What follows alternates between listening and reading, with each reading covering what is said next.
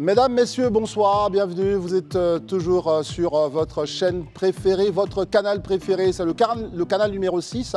Que vous soyez sur la TNT ou sur le canal, le bouquet Canal+, et bien évidemment, nous sommes toujours très heureux de vous retrouver. Ce soir, nous ne recevrons pas Sylvain Takoué. C'est un écrivain qu'on a reçu sur ce plateau, mais on ne le recevra pas ce soir parce qu'il serait entre le Mali et la Côte d'Ivoire. Dites-vous qu'il a été reçu par Choguel Maïga. Il est allé lui présenter le prix international Vladimir Poutine. C'est le prix des panafricanistes. J'ai quelques doutes là-dessus et on va le recevoir ici pour lui poser 2-3 questions à propos de ce prix. En revanche, nous ne serons pas en compagnie de notre très cher Christelle Meledge, qui a été, j'allais dire, qui fait honneur à la première dame au nom de Live TV. Nous sommes très contents de savoir que les dames de Côte d'Ivoire sont conviées pour des moments d'échange et bien sûr pour se souhaiter mutuellement bonne année avec la première dame de Côte d'Ivoire. Elle va nous raconter tout ça, peut-être tout à l'heure ou demain, sait-on jamais. Merci en tout cas d'être là les amis. Ils sont trois avec qui nous allons essayer de discuter. Barry est en face. Bonsoir André, bonsoir la team, bonsoir chez vous. Juste à côté, il y a Daouda. Bonsoir André, bonsoir à tous et bonsoir chez vous.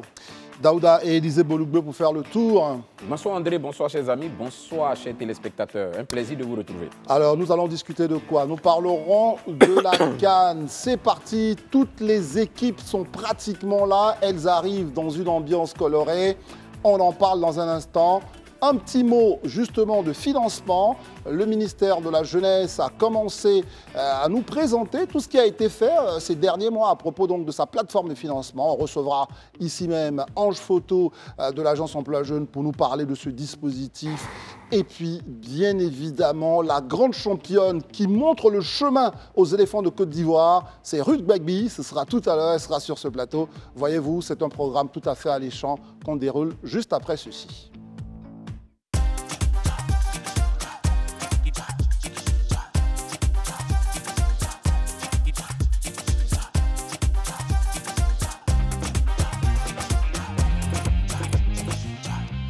À J-3 de la CAN, ce sera donc samedi prochain avec l'entrée en lice des éléphants. Les équipes arrivent et le dispositif tel qu'il a été préparé par le COCAN et par toute la Côte d'Ivoire hospitalière commence évidemment à nous faire dire que cette fameuse CAN hospitalière est en marche. Est-ce que c'est votre avis les amis? Parce qu'on a vu quand même de belles choses durant cette journée, Daouda. Oui, effectivement, aujourd'hui, d'ailleurs, avant de commencer, il faut dire que le président du COCAN, François Amicha, a animé sa ultime conférence de presse. C'est ça. C'était au palais de la culture, où il a dressé le bilan de pratiquement toute sa mandature à 3 jours de l'ouverture de la CAN. Il a dit qu'on est fin prêt, tout est là, les équipes ont commencé à venir. Il a assuré les uns et les autres que les 3 matchs des éléphants, il n'y a pratiquement plus de tickets sur ce match. Mais les questions sécuritaires, tout ce qui concerne l'ambiance autour de cette CAN, c'est vraiment beau. Au-delà de cela, aussi, on a vu l'arrivée des équipes. Et franchement, moi, j'ai été marqué par l'équipe du Ghana parce que ce sont nos voisins. Mais au-delà d'être nos voisins, ce sont nos cousins pratiquement. Parce qu'on a pratiquement les mêmes cultures. À quand on voit le gardien de l'équipe du Ghana en train d'esquisser des pas de danse à Caen, c'était vraiment beau. On a vu l'équipe du Nigeria qui est venue fraîchement habillée en tenue Yoruba ou je ne sais pas, Igbo de chez eux. C'était beau. L'équipe du Cameroun, quant à elle, a été reçue au niveau de Yamoussoukro. Et j'ai été vraiment agréablement surpris de voir le staff qui les accueillait dit le beau des beaux, faisant référence à Samuel Eto'o-Fils qui a marié une Ivoirienne et franchement c'était vraiment beau. Je vais m'arrêter là parce que c'est que le sujet sera encore passionnant. Non, je sens, il y a eu un moment où on vous a senti très ému, c'était une émission dernière. Là encore on vous sent ému, mais c'était pas la même émotion. Là vous êtes vraiment très heureux de voir que toutes ces équipes affichent la banane. Et Barry, vous aussi, parce que le sourire qu'on voit affiché chez les footballeurs, ça montre vraiment, parce qu'ils ont connu des grandes compétitions, ça montre vraiment ce que c'est que la CAN. La CAN, c'est aussi une vraie rencontre populaire. C'est clair. La CAN, c'est le joyau du football africain. C'est l'une des plus grandes compétitions de foot au monde. Quand vous voyez déjà le Gotha du football africain qui est là avec les différentes équipes que Daouda a évoquées tout à l'heure. Et on voit le gardien Richard Dofori du Ghana esquisser des pas de danse traditionnels avec une dame qui prouve que l'Afrique, en fait, elle est une. Parce que ça, c'est des liens de parenté dus aux facteurs sociologiques. Il se reconnaît dans la danse. C'est sa sœur. Et moi, j'ai été aussi marqué par l'intervention d'un international marocain dont je n'ai plus le nom, qui disait que le stade d'entraînement qu'il a vu là, depuis qu'il joue en Afrique, c'est le meilleur centre d'entraînement. Donc, ça en dit long sur l'investissement qui a été réalisé par les organisateurs. Et je profite pour saluer les responsables du COCAN et toutes les autorités qui s'y sont mis pour que cette CAN soit une réalité, la CAN de l'espérance. Mais il reste encore un pays qui n'est pas encore arrivé. Naturellement, c'est le Sili de Guinée. Voilà, donc j'attends impatiemment mes compatriotes. Le Nigeria envoie là André Jordan Ayou en tenue traditionnelle. C'est vraiment beau, c'est ça l'Afrique. Et bonne compétition à toutes ces équipes-là. Bonne compétition, vous dites, et Élisée, avec vous, on va se poser la question des craintes très souvent, comme ça, quand on reçoit les équipes étrangères, notamment dans le milieu du football. On se dit toujours qu'on va peut-être leur glisser un petit coup de banane, tout ça, ça fait partie. Et là, ce qui est intéressant, on a le sentiment que tout est fait pour que tout le monde soit bien accueilli et bien heureux. Il n'y a pas l'idée qu'on peut déranger l'état d'esprit des footballeurs avec des petits coups fourrés. Ben vous savez, quand on regarde ces images qu'on a commencé à voir depuis quelques jours avec l'accueil réservé aux différentes délégations qui viennent, des délégations africaines, et quand on voit toute cette ferveur au niveau des villes qui accueillent ces équipes-là, et quand on voit tout ce qui est mis en place par le comité d'organisation au niveau de l'aéroport, honnêtement, on ne peut qu'être fier d'être ivoirien. Ouais. Ça, franchement, on ne peut qu'être très fier d'être ivoirien. C'est vrai, très souvent, on s'est auto-flagellé devant certaines situations parce qu'on estimait qu'on pouvait faire mieux. Mais je pense aujourd'hui que la Côte d'Ivoire a relevé le défi de l'hospitalité. Déjà, même en entame, tout ce qu'on a vu. C'est à juste d'ailleurs que dans notre hymne national, on parle du pays de l'hospitalité. Je pense qu'aujourd'hui, tous ceux qui en doutaient pourraient aujourd'hui, en tout cas, reconnaître qu'effectivement, la Côte d'Ivoire, c'est le pays de l'hospitalité. On était tous là, on était craintifs avec les événements passés il y a quelques mois. On se disait, est-ce que vous pourrez être à la hauteur? On va en parler tout de suite. Même, mais vraiment, ce qu'on a déjà vu depuis 72 heures, je crois franchement qu'il y a lieu d'être heureux et d'être optimiste pour la suite. Mais surtout fier. Fier, c'est ce que j'ai dit, ouais. Franchement, fier, parce que vous ne pouvez pas savoir, parce que quand on était à quelques mois, à quelques semaines de cette canne-là, d'aucuns sur la toile se disaient, mais on ne sent rien, on ne voit rien. Aujourd'hui, à 3 jours de la canne, franchement... On sent beaucoup de choses. Oui, mais moi, j'ai envie de tomber la veste et porter un maillot, quoi. Ouais, vous allez le faire. Je pense que d'ici la fin donc, de la semaine, on va mettre quand même en place un dispositif de cette nature. Alors, Daouda, Élisée et Barry, passons maintenant quand même au décryptage, parce que ce qui est quand même là, l'actualité de la journée, c'est cette conférence de presse du président donc, du COCAN. Le COCAN nous fait quand même un dernier point de l'organisation, il faut qu'on en parle, décryptons tout ça. Le premier sujet d'inquiétude, vous le savez tous, c'est Ebimpe. Ebimpe va accueillir 10 matchs. Est-ce que vous prenez, j'allais dire comme ça, au mot, où vous dites pour agent comptant, ce que nous dit le président, 10 matchs, Ebimpe va réussir à supporter. Qu'est-ce que vous pensez de ça, Élisée, de cette promesse-là sur Ebimpe? Non, moi je pense que c'est une promesse qui sera tenue. Je ne dis même pas qu'elle est tenable, qui sera tenue. Le président du COCAN, dans son intervention ce matin, était formel là-dessus, parce que c'était l'une des questions d'un confrère, je crois, béninois, qui évoquait l'épisode de Ebimpe Gate, ce qu'on a connu tous ici. Et en réponse, le président du COCAN a été très clair pour lui dire que sur la question d'Ebimpe, il peut prendre à témoin les responsables de la CAF qui étaient assis là, tous les responsables en charge des stades et des pelouses au niveau de la CAF, qui eux ont été formels à reconnaître que malgré les quelques pluies qu'on a vécues ces derniers jours, la pelouse d'Ebimpe reste impeccable. Et quelle que soit la nature des pluies qu'on pourra avoir même dans les jours à venir, ils sont formels que la pelouse d'Ebimpe restera praticable. Sur cet aspect, c'était vraiment rassurant. Et on est allé même plus loin. Il y a le président le responsable de la commission transport, qui est et bien évidemment aussi le directeur général de la Sodexam, la société de météorologie, là, qui a même pris la parole et qui a dit que dans le cadre de la CAN, une convention a été signée avec une entreprise qui a installé des instruments météorologiques sur tous les stades qui doivent accueillir la compétition et que des dispositions ont été prises de sorte que aujourd'hui, quel que soit le climat qu'on va vivre, les compétitions puissent se tenir jusqu'à leur terme. Ouais. Donc, c'est des éléments quand même qui sont très rassurants et qui nous montrent effectivement que cette CAN a été préparée comme il se devait. Barry, est-ce que vous allez dans le sens d'Élysée ou vous pensez qu'il y a un peu de bémol? Voilà, quel est votre point de vue finalement? Il est difficile de se prononcer à 100% sur l'état de la pelouse tant que la compétition ne va pas commencer. Mais je me dis qu'avec tout ce qui s'est passé, tout ce qui a été dénoncé, les autorités sont quand même assez responsables pour tirer les enseignements qui s'imposent. Parce que le stade des Bimpe, c'était une fierté avant cet épisode de les Bimpe Gate and Griff. Mais ça a tellement donné du grain à moudre aux autorités que moi j'ai suivi par exemple une émission à l'époque sur un média français où les gens rigolaient de ce qui s'était passé. C'était pas joli. Mais je me dis qu'avec tout ça, ils se sont donné les moyens et on aura 10 matchs et je pense que les 10 matchs se passeront très bien. Et vous n'êtes pas sans savoir que lors de la dernière CAN, par exemple au Cameroun, il y avait le problème du stade d'Olembe, par exemple, le complexe sportif qui n'était pratiquement pas prêt.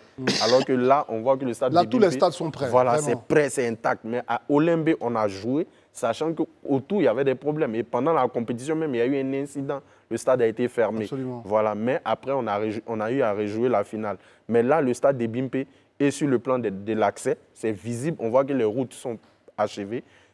L'architecture, tout est propre. Ce qui posait problème, c'était la pelouse. Mais je crois que les éléphants ont déjà joué un match dessus. Ouais. Et les observateurs ont dit que c'était satisfaisant.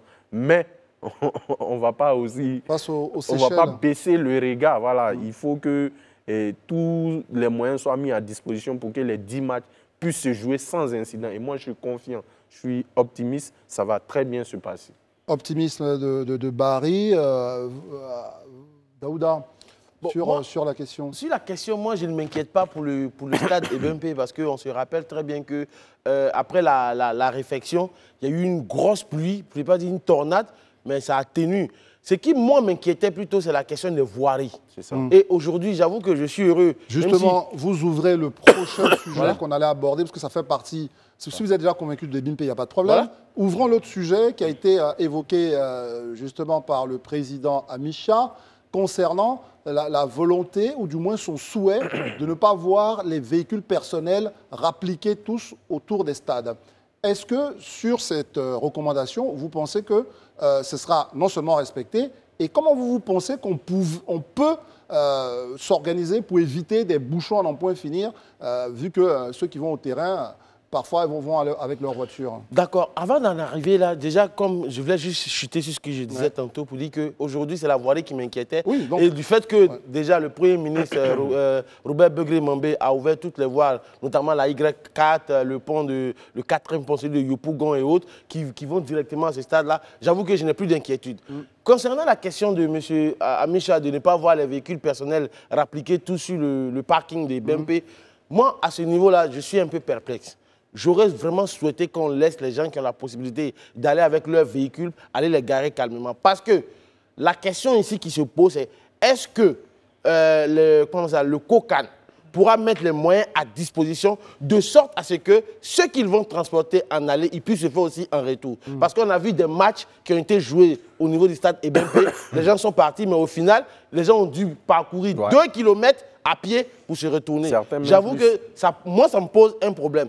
C'est pour cette raison, je n'ai pas envie de le dire ici, j'attends la finale pour pouvoir, avant d'aller au stade. Daouda, je vais rester avec vous. Est-ce que votre solution, c'est de laisser les gens partir avec les véhicules ou c'est de mieux organiser cette affaire de parking un peu plus loin du stade pour permettre aux gens d'arriver par groupe, par vague au niveau du stade? Qu'est-ce que vous préconisez? Moi, j'ai le sentiment qu'Élysée a un avis aussi là-dessus. Moi, mon point sur la question, c'est que déjà, il faut qu'on puisse organiser cela. Je ne sais pas pour ceux qui sont déjà allés au stade olympique de BMP, mais le parking est énorme.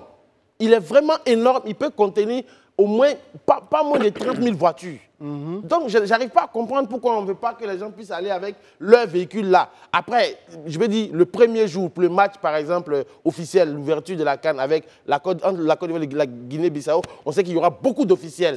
Mais pour les autres matchs, je pense pas que les officiels vont venir à tout moment avec leur véhicule. Il faut que tout le monde partage son véhicule et organiser. Sur ça, Élysée, quelle est votre perception des choses? Est-ce que la recommandation de Amisha vous semble tenable?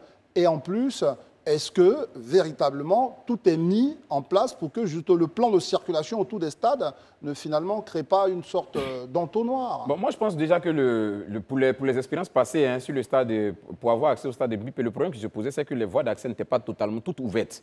Aujourd'hui, c'est chose faite. Avec l'ouverture des différentes voies ce matin par le Premier ministre. Et on a la Y4. On a la Y4, on a la sortie Est qui part de Yopougon jusqu'à Ebimpe. Vraiment, il y a beaucoup de voies qui ont été ouvertes aujourd'hui et qui vont rendre certainement fluide la circulation. Moi, je pense qu'on ne peut pas avoir construit un stade qui est, officiellement, là, je vois les chiffres devant moi, qui a 10 000 places de parking. 10 000, pas 30 000. 10 000 places de parking et qu'on décide que tous les véhicules restent quelque part et qu'on fasse le transport par bus. Je pense qu'on peut peut-être, ce qui serait judicieux pour moi, opter pour un plan mixte.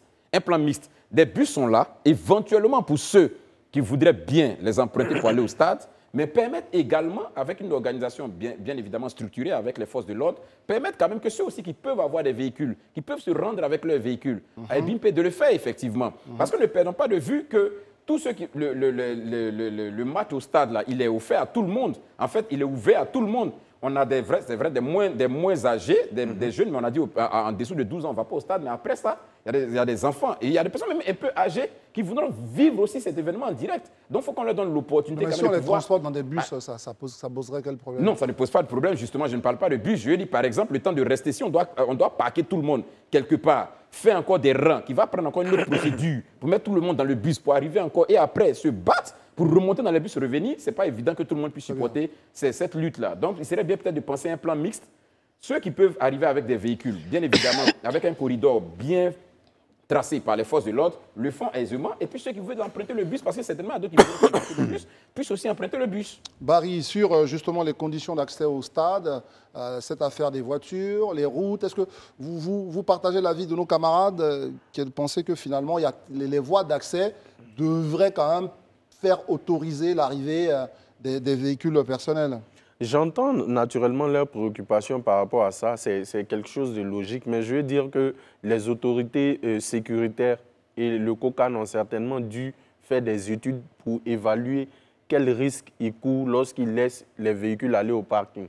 C'est vrai qu'il y a des personnes peut-être d'un certain âge qui souhaiteraient voir un match d'ouverture. Naturellement, à ces personnes-là, c'est difficile de demander de marcher. Mais on sait tous que quand il y a des chauffeurs qui roulent à Abidjan, si on les voit tous les jours, ils ont un problème de discipline. Est-ce que les forces de l'ordre vont laisser ces personnes-là aller jusqu'au stade et créer d'autres problèmes? Je me dis qu'ils ont dû évaluer tout ça et ils ont préféré opter pour cette solution-là. Mais en cours de compétition, on peut toujours changer selon les évolutions. S'ils se rendent compte que lors du match d'ouverture, ça n'a pas marché, ils peuvent revenir à ce que Élysée et Daouda ont dit. Mais je pense qu'ils ont quand même pris toutes les précautions avant de prendre cette décision. Barry propose une solution qui, manifestement, ne vous agrée pas, Élysée. Oui, moi, je crois qu'il faut, comme on le dit, il faut s'inspirer quand même des expériences précédentes. Vous savez, le dernier qui a eu lieu à Ebimpe, où on a tenté l'expérience de laisser les véhicules. Pas aux îles Seychelles, c'était ça? Vous savez comment est-ce que les véhicules étaient garés? Comment ceux qui sont venus les véhicules ont garé leurs véhicules? Il n'y a eu aucune assistance. Les gens se sont battus comme ils pouvaient, garer dans les couloirs, dans les quartiers, marcher pour revenir là où ils devaient prendre les bus. Il n'y avait aucune assistance à ce niveau-là. Est-ce que ce n'est pas ça qu'il faut améliorer plutôt pour permettre les voitures justement, d'arriver? moi je dirais que c'est justement ce point qu'il faut améliorer. Mais pour ceux qui sont arrivés à Ebimpe dans ces 2 jours, pour nous qui sommes passés quand même sur l'autoroute, personnellement, à moins qu'on me dise que le parking a été aménagé dans le quartier, donc on ne voit pas à partir de l'autoroute, mais je n'ai pas vu de disposition particulière dans cette zone. Là où avant on demandait aux gens de garer. Donc ça a été difficile même pour les spectateurs de garer. Pourquoi si on a fait un parking jusqu'à 10 000 places, qu'est-ce qui a motivé? On parle quand même d'un stade de 60 000 places. Je suis d'accord, mais 60 000 places, mais il y a 60 000 véhicules qui viennent. Non, mais 60 000 individus.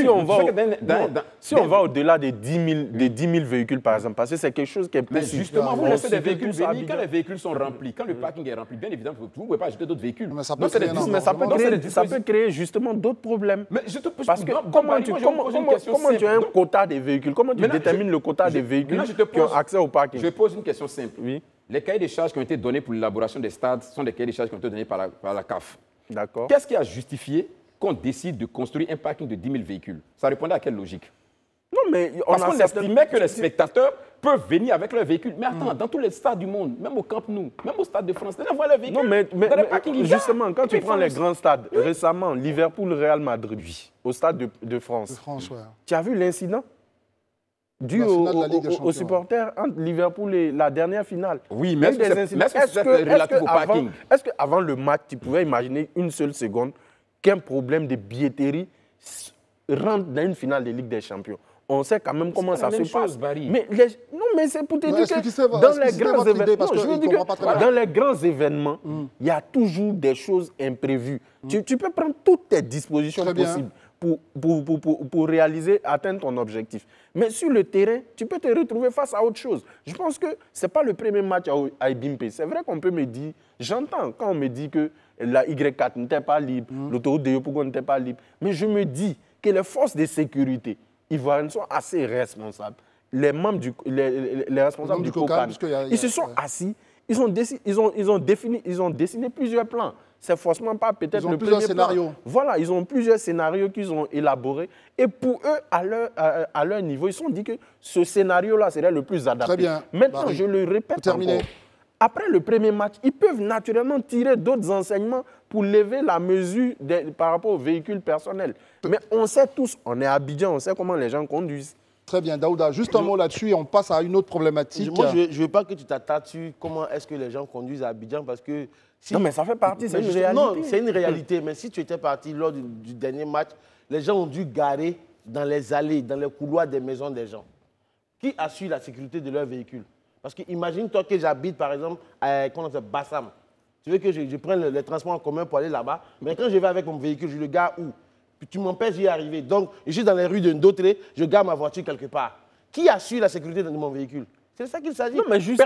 Non, je veux dire, il faut qu'on puisse permettre à ceux qui peuvent y aller, d'y aller, et de sorte que ceux qui ne peuvent pas y aller, au moins, qu'ils puissent rapprocher, ne serait-ce qu'un peu, leur véhicule. C'est de ça qu'il s'agit. Très bien. En tous les cas, on voit bien que cette épineuse question du transport sera un gros sujet.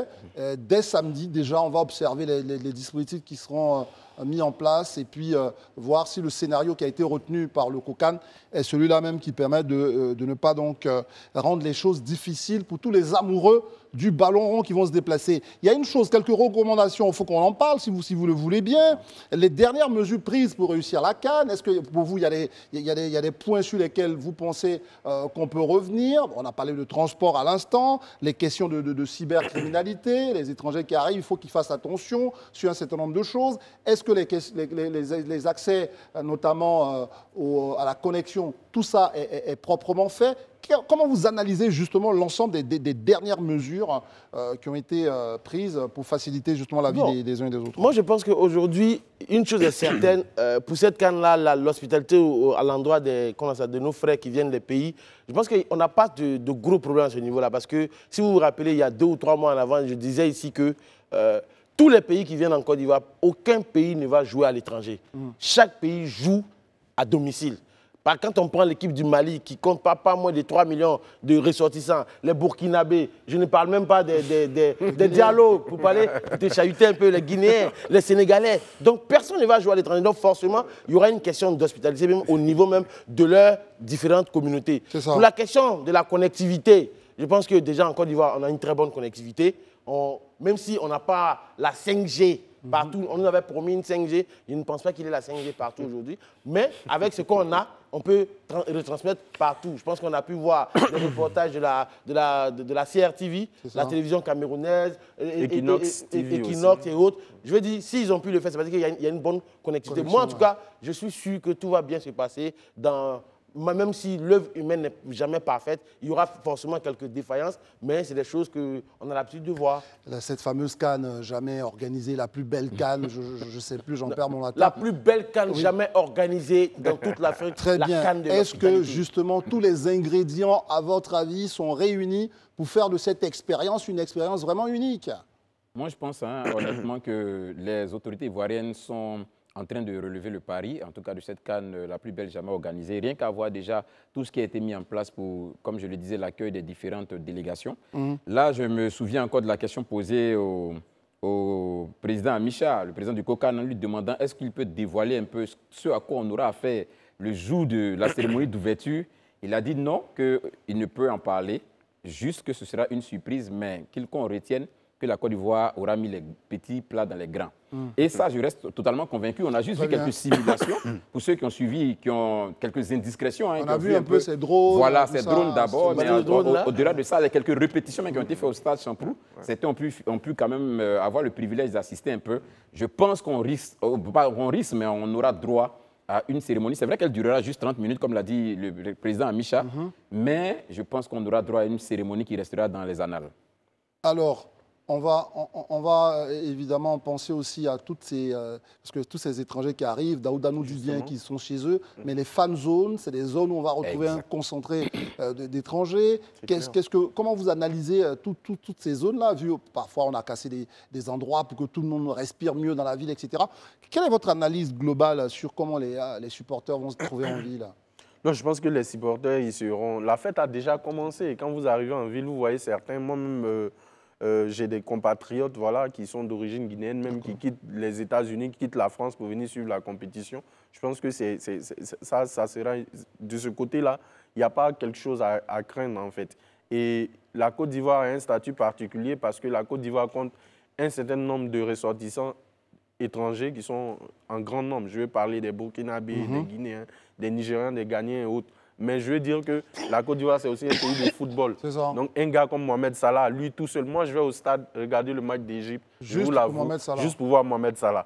Parce que c'est mon chouchou. Il est égyptien. Je vais aller suivre le match du Maroc à cause d'Hakimi, de Bonou, d'Hakim Ziyech, des gars que je n'ai jamais vus.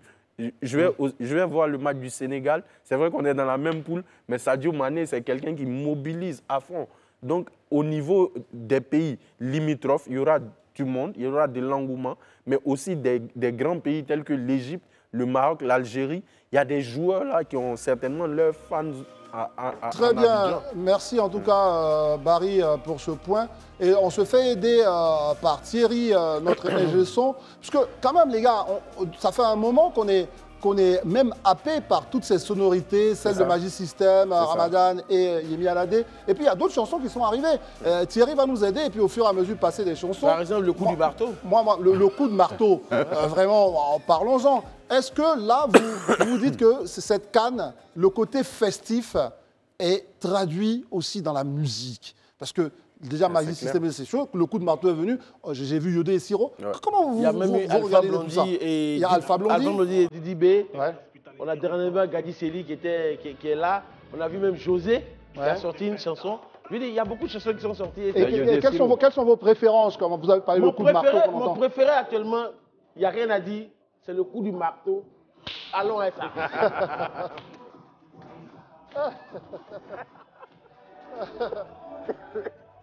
Et puis,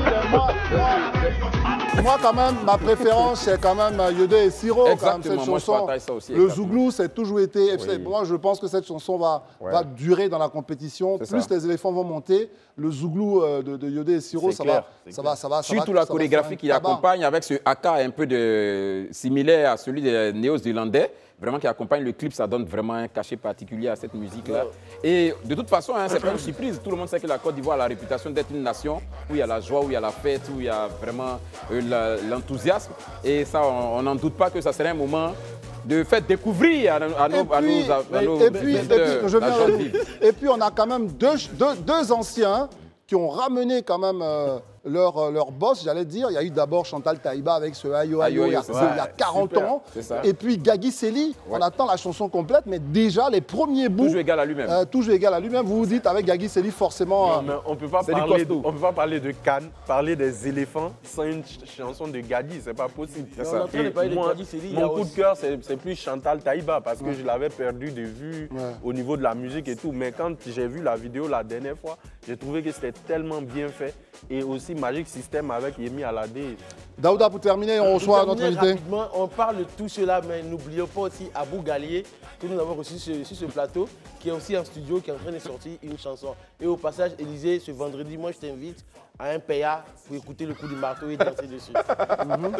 J'ai pas compris. Non, mais on va aller danser pour qu'il puisse mieux savourer écouter la chanson de Mato. de Taxi, de Saint-Milano, de Zagba le Requin et autres. Merci pour Très bien, voilà un peu, c'était une façon de dire que les préparatifs, c'est aussi toutes ces musiques qui vont accompagner ces moments festifs. C'est clair. Et on espère simplement que les Ivoiriens vont s'éclater, vont s'amuser avec toutes ces chansons-là et démontrer que la Côte d'Ivoire est vraiment un pays de l'hospitalité et que le football, ça ne reste qu'un sport. C'est le meilleur qui va gagner. Alors, marquons une courte pause pour nous intéresser quand même aux choses nationales qui continuent quand même de faire d'exister, de faire leur bout de chemin. C'est le ministère de la promotion de la jeunesse, de l'insertion professionnelle du service civique, qui nous dit qu'en ce moment, sa plateforme donc, de financement est en train de faire des choses assez importantes. Et pour en parler, nous avons un invité qui est avec nous. C'est Ange Photo, qui est le site directeur de l'évaluation financière à l'Agence Emploi Jeunes. Bonsoir. Alors, il faut qu'on parle de le financement. Vous savez, depuis toujours, les Ivoiriens ont à la bouche « Moi, j'ai mon projet, je n'ai pas de financement. J'ai mon projet, je n'ai pas de financement. » À vrai dire, ils ne devraient plus le dire, puisqu'il y a quand même une plateforme de financement qui existe au sein de l'Agence Emploi Jeunes. Alors, exactement, ce qu'il faut dire d'entrée de jeu, c'est que l'Agence Emploi Jeunes donc, est le guichet unique de l'emploi en Côte d'Ivoire et a pour principale mission donc, de rendre opérationnelle la politique nationale d'insertion et d'emploi des jeunes. Et dans le cadre donc, de la mise en œuvre de cette mission-là, pour faire simple, l'Agence Emploi Jeunes a 3 axes d'intervention. Donc la promotion de l'emploi salarié, qui consiste à la mise en relation donc, entre les offreurs et les demandeurs d'emploi. Et donc tout l'accompagnement qui va avec. C'est ça. Le développement donc, de compétences qui permet à ces jeunes-là qui souvent ne sont pas suffisamment qualifiés d'avoir accès donc, à des programmes de formation, également donc, des programmes de stage. Et puis le dernier point, vu qu'on parle d'entrepreneuriat et de financement, qui concerne donc l'accompagnement à l'auto-emploi de tous ces jeunes-là qui sont porteurs de projets, qui sont porteurs d'initiatives et donc qui sont à la recherche à la fois de financement, mais beaucoup plus d'accompagnement pour réussir leur entreprise. Donc, comme vous le disiez tantôt, aujourd'hui, on ne devrait plus dire qu'on n'a pas de solution, qu'on n'a pas d'alternative, parce que l'État de Côte d'Ivoire, à travers le ministère de la promotion de la jeunesse, donc l'Agence Emploi Jeunes, met en place un dispositif opérationnel justement pour accompagner tous les jeunes qui sont porteurs de projets. Quand on a dit ça, juste avant que Daouda et les autres n'interviennent, disons-nous les choses, on peut répondre très simplement. Quand on veut se faire financer, qu'est-ce qu'on doit faire? Un jeune Ivoirien qui est assis, qui dit tout le temps « je veux me faire financer », qu'est-ce qu'il doit faire? Comment on rentre justement dans ce petit chemin-là qui pourrait nous permettre d'être financés? Alors, effectivement, parlant de plateforme de financement, c'est le dispositif qui permet d'accompagner les jeunes qui sont porteurs de projets. Donc, de manière factuelle, pour soumettre un projet à l'Agence Emploi Jeunes, c'est tout aussi simple. Donc, de prendre la tâche, soit avec une agence régionale de l'Agence Emploi Jeunes, ou alors au sein donc, des 201 guichets emploi qui sont dans l'ensemble des communes de Côte d'Ivoire, donc pour soumettre sa demande de financement. La demande de financement, c'est donc le plan d'affaires qu'on élabore qui permet justement de comprendre l'idée de projet qui est présenté par le jeune.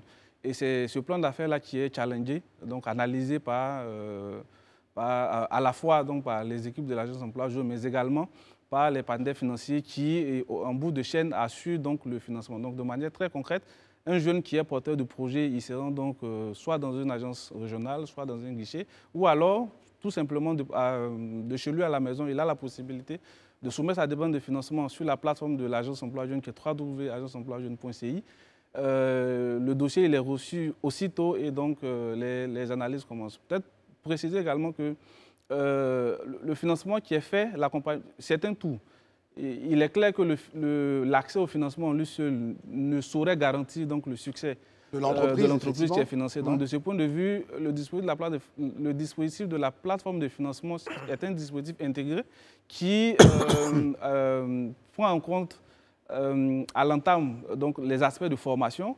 Il y a l'accès, donc la facilitation de l'accès au financement en lui-même. Et puis, bien entendu, il y a le suivi et accompagnement post-financement dont bénéficient les jeunes. Très bien. Aujourd'hui, en Côte d'Ivoire, combien de projets avez-vous financés ou combien de personnes avez-vous financées? Et sur quelle période peut-être? Voilà, et sur peut-être même la période. Alors, vu que nous sommes dans le cadre de l'année de la jeunesse, pour prendre donc les chiffres qui concernent l'agence emploi jeune donc exclusivement, c'est au cours de l'année 2023, donc 26 141 jeunes qui ont pu bénéficier d'un accompagnement, d'un accès au financement, pour une enveloppe de plus de 15 milliards, 419 millions. Donc aujourd'hui, de manière très précise, sur l'année 2023, c'est donc plus de 26 000 jeunes qui ont pu bénéficier d'un accompagnement, d'un accès au financement. Je lisais quelque part que la durée de vie moyenne d'une PME, par exemple, créée par un entrepreneur, en moyenne, c'est 5 ans. Ce n'est pas mon domaine, mais j'ai lu ça quelque part. Donc, vous avez parlé tout à l'heure de suivi post-financement. C'est-à-dire, une fois que vous avez financé, je veux savoir comment ça se passe, le suivi post-financement. Parce qu'on sait qu'il y a beaucoup de jeunes, souvent, comme on le dit, quand ils voient l'argent, dans le business, ils pensent que l'argent leur appartient en fait, alors qu'il y a des investissements à faire et puis il y a des bénéfices attendus. Donc vous, comment vous faites pour accompagner ces jeunes-là pour que leur PME puisse perdurer en fait? Alors peut-être pour revenir sur ces statistiques, la littérature parle de 3 ans. On est sur du 3 ans. Alors donc ce qui est fait au niveau de l'agence emploi jeune dans le cadre du suivi, il y a alors le suivi. Juste après le financement, il y a le suivi de l'utilisation des ressources. C'est très important parce que notre rapport à l'argent diffère selon que l'argent est là et selon que l'argent n'est pas là. Donc on a le projet, on est très enthousiaste, mais quand on a le financement, on se rappelle les difficultés par lesquelles nous sommes passés, des personnes qui nous ont aidés, tout ça. Et donc on est par moment tenté de distraire une partie du financement à ces fins-là. Donc de ce point de vue, il y a d'abord un accompagnement à la bonne utilisation des ressources. Ça, c'est vraiment la première partie. C'est donc le monitoring du financement, du crédit qui est mis à la disposition des jeunes. Vient ensuite le suivi et l'accompagnement pendant l'exploitation. Donc, de manière concrète, c'est donc des suivis qui se font de manière régulière. Comment est-ce que l'activité marche, comment est-ce que ça tourne, quelles sont les difficultés, quelles sont les solutions qu'on peut entrevoir, donc envisager ensemble à l'effet donc de lever ces difficultés-là. Et puis le troisième niveau de suivi, bien entendu, les financements qu'on accorde au niveau de l'agence emploi jeune sont des crédits, donc des prêts à rembourser. Donc le troisième niveau de suivi, c'est donc le suivi du remboursement. Donc voici comment le suivi s'articule. Très bien. Élisée? Voilà, s'il est vrai que la question du financement semble être une problématique déjà adressée, il y a une autre cependant quand même qui est très souvent évoquée, c'est celle-là même de la fourchette du financement. Certains estiment effectivement que le financement est apporté, mais pas à la hauteur des espérances de ceux qui portent les projets. Est-ce qu'aujourd'hui, vous pouvez nous dire exactement quelles sont les fourchettes de financement de ces projets-là? Du coup, quels sont les guichets pour éventuellement qui existent? Ce qu'il faut noter, c'est que au niveau de l'agence emploi jeune, donc on a la possibilité de financer jusqu'à 50 millions. Mais justement, comme vous l'indiquiez, il y a donc plusieurs guichets de financement. Et l'idée des guichets de financement, c'est d'avoir un accompagnement qui tienne compte de la spécificité du projet qui est présenté. Donc de ce point de vue-là, on a donc un premier palier qui concerne ce qu'on appelle dans notre jargon les activités génératrices de revenus. Ce qu'il faut peut-être noter, c'est que ce qui caractérise les financements chez nous, c'est beaucoup plus le montant du financement qui est sollicité qu'autre chose. Voilà, donc les activités génératrices de revenus, on loge dans cette catégorie-là tous les projets ou toutes les entreprises, les petites activités qui ont des besoins de financement. C'est-à-dire celle qui veut, par exemple, faire son petit, je ne sais pas, vendre ses petits articles, voilà. etc. Jusqu'à ceux qui veulent monter quand même une industrie un peu plus c'est exactement cela. Donc le premier palier, peut-être pour faire vite, concerne les projets pour lesquels les besoins de financement n'excèdent pas 1 million. Donc on est sur les activités génératrices de revenus. Après, on monte entre 1 million et 5 millions. Donc 1 million, 1 franc et 5 millions, on est sur les micro et petites entreprises. Et puis, au-delà de 5 millions, entre 5 millions, 1 franc et 50 millions, donc on est sur les moyennes entreprises et les projets structurants. Voilà, donc voici les différents guichets. Et bien entendu, donc on a des guichets spéciaux, j'entends par guichet spécial, le guichet Startup Boost Capital, donc qui est un guichet qui a les mêmes caractéristiques que les projets structurants, donc entre 5 millions et 50 millions, mais qui adresse principalement les questions donc liées à l'innovation dans le domaine du numérique. Donc voici rapidement présenté. Très bien, donc une fois qu'on sait tout ça, en un mot, aujourd'hui, vous avez donc remis, on va dire, il y a eu un processus qui a consisté à faire en sorte que 78 bénéficiaires aient donc leur chèque. Ça représente combien en montant et combien en structuration en termes d'emploi? De ceux qui ont reçu aujourd'hui leur chèque, comment on va estimer l'impact en termes d'emploi? Pour terminer. Tout à l'heure, j'indiquais que sur l'année 2023, c'est plus de 26 000 jeunes qui ont été financés par l'Agence Emploi Jeunes. Donc, c'est l'aboutissement de tout un processus, bien entendu. Donc, la cérémonie de remise des chèques qui a été organisée ce jour même a porté donc, sur 78 projets pour un montant de 1,102 milliard. Donc, ces projets-là permettent de créer 359 emplois de manière précise. Très bien. Juste une dernière question, pardon. Daouda, on en a fini. Je sais. Comment est-ce que les jeunes qui sont dans les villages se font financer et qu'est-ce qui arrive en cas de non-remboursement? On a posé la question de oui, mais qu'est-ce qui se fait en cas de non-remboursement? Voilà, sinon, ce n'était pas nécessaire. Je saisis la question quand même au bon pour dire qu'aujourd'hui, justement, sur les questions de financement, on est à l'échelle des sous-préfectures. C'est inédit. C'est-à-dire qu'aujourd'hui, quand on prend les guichets sur lesquels on a de gros effectifs, on a une répartition qui nous permet d'avoir un nombre défini de bénéficiaires à l'échelle de chaque sous-préfecture. De sorte que le jeune qui est en milieu rural n'ait pas l'impression que finalement, il n'y a que en ville, en milieu urbain, qu'on peut avoir accès au financement. Donc pour dire que... Vous êtes partout. On est partout. Donc au-delà des guichets donc, qui sont dans les communes, on a aujourd'hui un dispositif dans les sous-préfectures. Et sur la dernière question, bien entendu, c'est des crédits. Et donc, quand le remboursement ne se fait pas, il y a donc la procédure de recouvrement qui est en vigueur au niveau de l'OADA qui est mise en œuvre. De façon classique. Très bien. Mais en tout cas, Monsieur Ange Photo, sous-directeur de l'évaluation financière à l'Agence Emploi Jeunes, était là aujourd'hui pour nous parler justement de la plateforme de financement et comment les jeunes peuvent très rapidement donc, se lancer dans un processus de demande de financement à travers l'Agence Emploi Jeunes. Et donc, tous les jeunes de Côte d'Ivoire sont bien entendu concernés. En tout cas, merci d'être passé chez nous. On vous recevra peut-être plus longuement pour élargir le sujet. Les amis, on marque juste une pause et on revient pour la suite de nos propos. La plus belle CAN de l'histoire, dans le plus doux pays au monde. La CAN, c'est chez nous, la coupe reste ici. Allez les éléphants, c'est le message de Ruth Gbagbi avec une photo de rage pour dire soutien aux éléphants. Eh bien, c'est notre invité. Ruth Gbagbi est avec nous pour la deuxième partie de notre émission, avec elle on va parler de quelles sont les recettes vraiment pour devenir champion, parce que les éléphants, ils sont nombreux en ce moment à regarder, ils se posent beaucoup de questions, chacun essaie d'apporter sa petite recette, et eux ont besoin d'entendre la recette de Ruth Gbagbi, et nous sommes très heureux de la recevoir aujourd'hui même pour la deuxième partie, comme je disais, de cette émission. Bonsoir Ruth. Bonsoir. Comment allez-vous? Je vais très bien. On voit en face de vous ce joli trophée.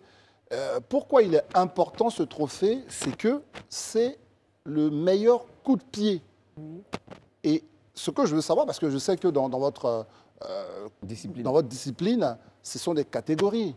Est-ce que c'est le meilleur coup de pied de votre catégorie ou de tout le tournoi où vous étiez? Le meilleur coup de pied de toute l'année, c'est-à-dire toutes les compétitions qu'on a effectuées en 2023. C'est ça qu'il faut. Toutes les catégories, hommes comme femmes. Mon coup de pied, mon enchaînement a été élu le meilleur coup de pied. On va applaudir quand même ça. Je pense qu'elle a eu beaucoup de trophées. Mais c'est pour ça que je voulais que vous nous fassiez donc, un petit éclaircissement sur le sujet. C'est un trophée quand même très important. C'est un peu comme le plus joli but de l'année ou des choses comme ça. Voilà, c'est très bien. Alors, on parlait de cette Coupe d'Afrique des Nations. Vous qui êtes une sportive dans l'âme, ça doit être quelque chose. Surtout. Une championne, c'est ça, de voir que la compétition est enfin là, quoi. Oui, effectivement, ça fait plaisir de voir que la Côte d'Ivoire organise la CAN. Et on voit tout l'engouement qui est autour de cette CAN. Et en tant que sportive pratiquante encore, voilà, pour moi, il faut soutenir nos frères pour aller chercher toutes les victoires. Et on va revenir sur votre parcours, mais sans doute que vous vous rencontrez dans des rencontres soit officielles ou non officielles. Vous parlez, ils parlent de votre mental, ils essaient de comprendre comment vous avez pu glaner autant de trophées. Je ne vais pas le dire, médaille de bronze, championnat du monde à Bakou, septuple championne d'Afrique en 2023. Vous êtes qualifié pour les Jeux Olympiques, donc là à Paris en 2024. Là, j'oublie pas les médailles d'or des différents Open en Lettonie, Croatie, sans oublier tous les championnats ici à Abidjan. Quand ils vous voient, quand même, je vous pose la question, mais Ruth, comment vous faites pour avoir ce mental de gagneuse? Oui, effectivement, les plus jeunes s'approchent plus de moi pour prendre un peu de conseils, comment je fais. Et alors, je vais dire mon secret, pour moi, un sportif doit avoir un mental d'acier. Quand on dit un mental d'acier, c'est-à-dire un sportif doit savoir gérer ses émotions. Et souvent, également, pendant le match, on va dire, moi j'ai fait le taekwondo, on va dire pendant le combat, mais pour les footballeurs, pendant le match, ils peuvent être dominés. Et s'ils sont dominés, il faut qu'ils aient toujours cette motivation-là d'aller chercher la victoire jusqu'au bout. Et ça peut arriver dans n'importe quel sport. Donc, chercher la victoire jusqu'au bout et surtout garder, savoir gérer ses émotions. Voilà. Et puis aussi, on s'entraîne dur pour atteindre nos objectifs. C'est-à-dire, en début de saison, on se fixe des objectifs clairs et réalistes. Et on s'entraîne dur pour les atteindre. Très bien. Donc, lorsque l'échéance vient, c'est plus mental. Il faut que notre mental soit stable et on y va. Voilà. Moi, je suis bien intéressé de savoir quel peut être l'état d'esprit d'un sportif de haut niveau dans une compétition aussi importante, surtout quand on voit là le drapeau national flotter, l'hymne national en train d'être joué. Nous, c'est vrai qu'on a remporté des tournois de quartier. On voit toute cette fièvre et cette joie qui nous a animés. J'imagine qu'au niveau international et national, ça doit être beaucoup plus intense encore. Quel est le sentiment qu'on ressent quand on voit ce drapeau-là flotter et qu'on doit défendre les couleurs nationales? On le fait avec fierté. On le fait avec fierté parce qu'on s'entraîne toute une année, des années pour juste une compétition qui dure quoi, 1 heure ou toute une journée en taekwondo. Donc, c'est une fierté pour nous de représenter dignement la Côte d'Ivoire. Donc, lorsqu'on part pour une compétition et qu'on représente la Côte d'Ivoire, on se dit qu'il faut qu'on fasse briller le drapeau. Il faut que le drapeau soit sur la plus haute marche du podium. Donc, on se donne les moyens et on donne tout pour la fierté de notre pays.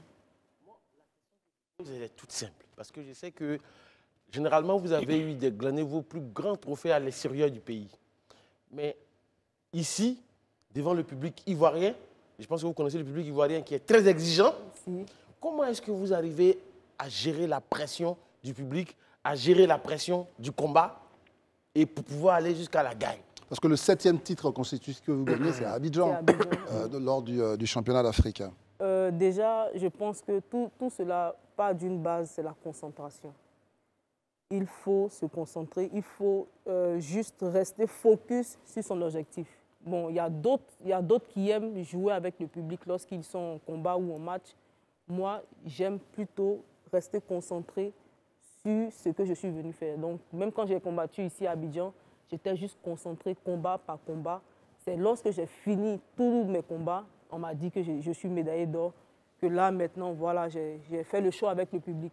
Voilà, donc pour moi, la base, c'est la concentration. Parce que si tu veux regarder les supporters Mazo, écouter les commentaires, lire les commentaires des supporters, vraiment, ça peut jouer également sur la concentration, sur le mental de Vous les aimez quand même, les supporters Mazo ivoiriens? Oui, c'est les meilleurs supporters au monde. Mais aujourd'hui, au-delà de ce que vous venez de dire, on a nos 27 pachydermes qui accueillent le monde dans la Coupe d'Afrique qui va débuter le 13. Donc, pour les frères que vous connaissez parmi ceux-là, quel conseil vous avez à donner à ceux-là pour qu'ils puissent gérer leur pression? Pour moi, il faut qu'ils se fassent déjà tous les schémas possibles. C'est un sport. Donc, tout le monde également est venu ici en Côte d'Ivoire pour remporter la Coupe. Maintenant, nous, en tant qu'Ivoiriens, on veut que la Coupe reste chez nous. Donc, il y aura plusieurs schémas possibles, mais nous, on est avec eux. Il faut qu'ils sachent qu'on est derrière eux. On est de tout cœur avec eux, on prie pour eux. Et voilà, même si les supporters Mazo les critiquent, il ne faut pas qu'ils écoutent, il faut qu'ils continuent de jouer leur ballon. L'essentiel, c'est de gagner. L'essentiel, c'est si d'être concentré. le match, ils n'ont pas, par exemple, pendant un match, ils n'ont pas bien joué, ce n'est pas grave. L'essentiel, à la fin, la Côte d'Ivoire a gagné. Même si c'est 1-0, on prend un peu, on arrive jusqu'en finale, on remporte la coupe. Voilà, donc... Elle a tracé le schéma un peu. Donc on est avec voilà. D'accord, Ruth, nous sommes dans une nouvelle année, qui est l'année 2024. Naturellement, vous n'êtes pas sans savoir qu'il y a les JO de Paris qui viennent en été, mais il y a aussi certainement le championnat du monde, si je ne me trompe pas. Cette année, non. Non, ok. S'agissant des JO de 2024, quel est votre objectif ultime? Alors, moi je suis réaliste. C'est vrai que je veux être sur la plus haute marche du podium. Mais comme le conseil même que j'ai donné aux éléphants, je me fais plusieurs schémas. Voilà. et j'ai mon objectif, je me bats pour l'atteindre. Donc voilà, pour moi, la partie la plus difficile, c'est la préparation. Parce qu'il faut supporter la douleur. Supporter la douleur, c'est supporter les blessures et supporter la fatigue pour se surpasser aux entraînements. Donc pour moi, c'est la partie la plus difficile. Et arriver au jeu, voilà, moi je pars et je fonce. Et j'espère que Dieu va réaliser mon rêve. Et avec également le soutien de tous les Ivoiriens derrière moi. Et derrière nous, je ne suis pas seul, derrière tous les athlètes qui seront qualifiés pour les Jeux Olympiques. Justement, quand on parle de sport qui rapporte éminemment beaucoup de trophées, il y a vos sports, ces sports individuels. Vous avez, c'est la seule médaille d'or déjà en matière aux Jeux Olympiques, c'est chez vous, etc. Et quel est votre état d'esprit, on ne va pas quand même soulever une polémique, quand vous regardez le traitement qu'on fait au sport collectif qu'est le football? Est-ce que parfois vous vous dites, on est les parents pauvres alors qu'on glane beaucoup de trophées? Bon, vous savez, c'est normal. Hein. Le traitement du football, c'est tout à fait normal. Le football est le sport roi. Tu pars dans tous les pays, c'est le football. Moi, par exemple, un moment, j'étais en Corée pour une compétition. J'ai juste dit que je suis... Il y a des gens qui ont vu Côte d'Ivoire. Ils ont dit Didier Drogba. Et j'ai dit, je suis la petite sœur de Didier Drogba. C'est fini. Les gars m'ont adopté. Quand je combattais, on disait la petite sœur de Didier Drogba. Donc le football, c'est le sport roi. Donc pour moi, c'est normal qu'on les traite comme des rois. Voilà. Et nous, les sports mineurs, on va dire 10 mineurs, voilà, on fait notre petit bout de chemin. Et voilà, on espère également être également proche du football ou être des sports rois également dans l'avenir. Quand vous dites être proche du football, c'est pour ça que le sens de notre émission, on a essayé de dire comment vous, des champions, pouvez montrer la voie aux éléphants. Est-ce que dans cette organisation, déjà les anciens footballeurs se plaignent, est-ce que vous pensez qu'il aurait été légitime quand même qu'on vous associe à la préparation de ces champions que sont les éléphants d'aujourd'hui? C'est-à-dire vous autres, parce que vous avez peut-être un petit secret, vous avez quand même quelque chose. Est-ce que vous pensez que ça a manqué dans cette belle organisation qu'on a mis en place? Bon, j'aurais dit que ça allait ajouter un plus aux athlètes. Nous sommes des athlètes. Il y a Talou, il y a plein d'autres athlètes qui font la fierté de la Côte d'Ivoire.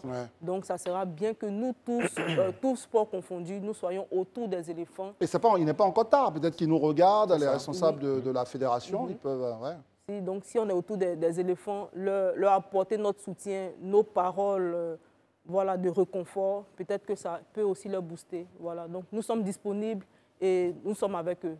Que ce soit de près ou de loin, nous sommes avec eux. Voilà. Je pense que tout à l'heure, André était en train dégrainer le chapelet de votre palmarès, tous les trophées que vous avez eus. Mais dans tous ces trophées que vous avez eus, racontez-nous en fait une anecdote du trophée qui vous a le plus marqué en tant que championne. Alors, pour moi, le trophée qui m'a le plus marqué, c'est mon titre de championne du monde en 2017.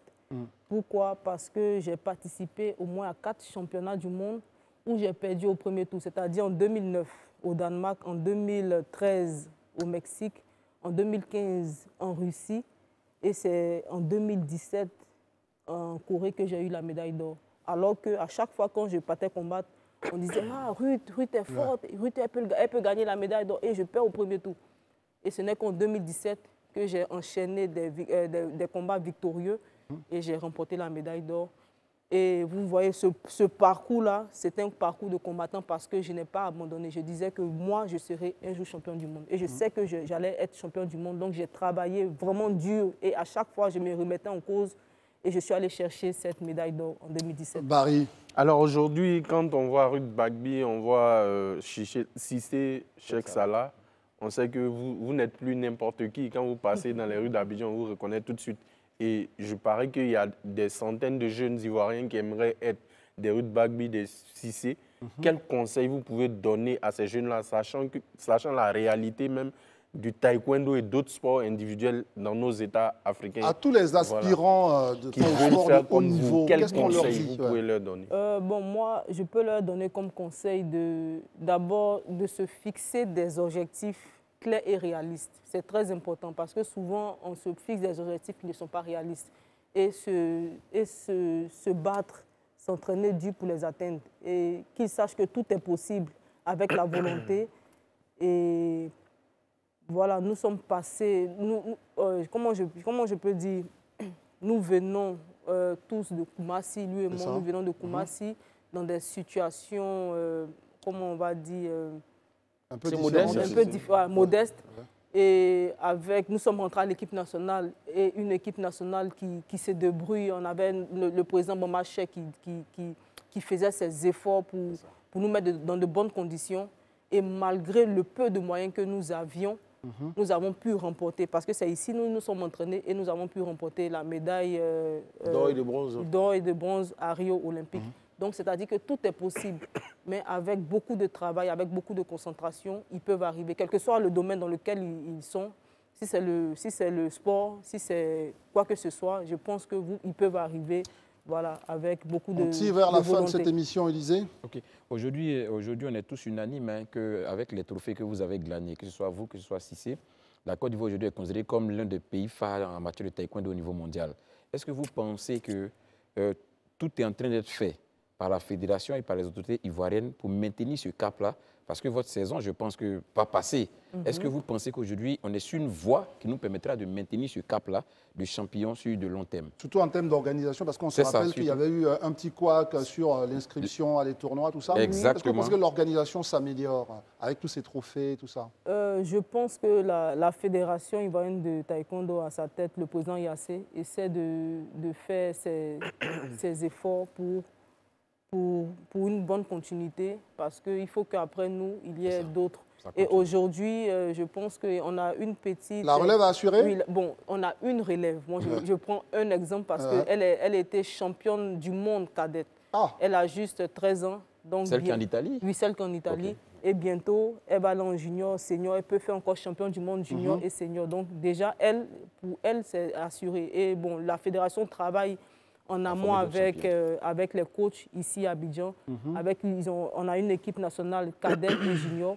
Et voilà, on espère que ces petits-là vont sortir du lot pour être la relève de demain. Dernière question, Daouda, c'est terminé. En tant que championne, généralement, on voit les champions, les athlètes, ils ont certains rituels. Il y en a qui font le signe de croix, il y en a qui font d'autres choses. Votre Gbagbi, c'est quoi votre rituel avant une grande compétition? Avant de monter sur le tapis, avant une grande compétition, moi, je prie beaucoup. Voilà. Je confie ma journée au Seigneur et voilà, je pars en compétition. Donc on va prier pour les éléphants. Ruth Gbagbi, pour terminer, c'est vraiment la véritable dernière question. Vous pensez que vous serez où le 13 janvier et où le 11 février? Vous pensez que vous serez où? Je pense que le 13 janvier c'est samedi prochain. Oui, je serai au stade. Vous serez dans le stade. Et le 11 février?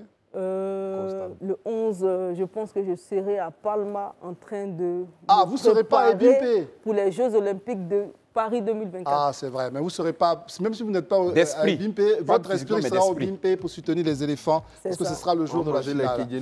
En tout cas, quel plaisir ça a été. On n'a pas voulu revenir sur votre parcours. Il y a beaucoup de choses qui ont été écrites. Mais ces derniers moments, avec tout ce que vous avez glané, on connaît votre histoire. Et on a voulu quand même vous recevoir ici pour dire c'est une grande championne. Et bien sûr, avec ce parcours, les éléphants de Côte d'Ivoire peuvent s'en inspirer et se dire que se battre pour son pays, c'est vrai, mais se battre aussi pour soi-même, parce que c'est ça, aujourd'hui, vous vous êtes réalisé à travers ce sport et nous en sommes très heureux. Merci pour ces applaudissements, les amis. C'était donc notre rendez-vous de tous les soirs avec nos amis ici même. On retrouvera demain donc... Christelle et Ruth, on vous souhaite bonne chance pour la suite, notamment pour ces Jeux Olympiques. On espère que ce coup-ci, vous allez prendre la médaille d'or. Merci à tous et restez fidèles à Live TV.